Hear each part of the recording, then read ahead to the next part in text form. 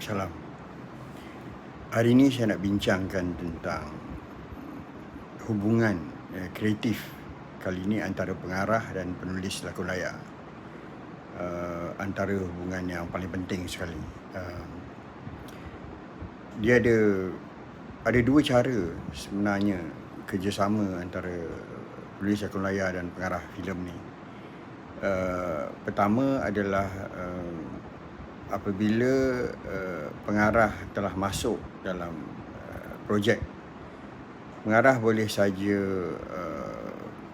melepaskan penulis lakon layar untuk menulis dengan sendiri dan kemudian akan submit draft pertama kepadanya, dan pengarah akan review draft pertama. Kalau perlu apa-apa pertukaran, pengarah akan komen dan penulis lakon layar akan pulang dan terus bekerja untuk draft kedua.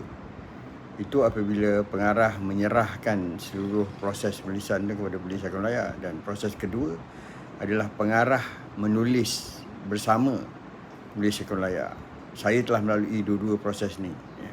Saya menulis bersama dengan pengarah dan saya lepaskan penulis untuk menulis skrip, dan kemudian pulang datang balik kepada saya dan saya review skrip tu. Dan yang ketiga adalah apabila pengarah itu sendiri juga adalah penulis lakon layar. Itu agak unik sebab saya juga pernah melaluinya. Saya menulis Melur Serajwali dan saya juga mengarahkannya. Saya menulis Mencari Rahmat filem dan saya juga adalah pengarahnya. Satu benda yang kita kena ingat apabila kita adalah pengarah dan juga penulisnya, apabila dalam proses penulisan lakon layar, kita kena meninggalkan kerja pengarah kita di belakang dahulu.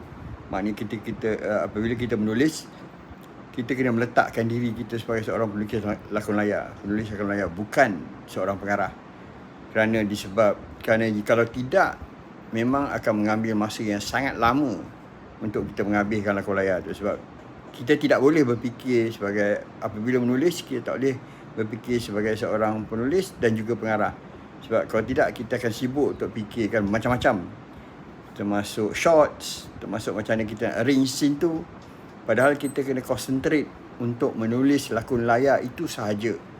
Jadi apabila kita telah selesai semua proses itu, barulah kita masuk dan pakai kasut sebagai seorang pengarah pula. Maknanya selesai lakon layar, baru kita datang masuk sebagai seorang pengarah.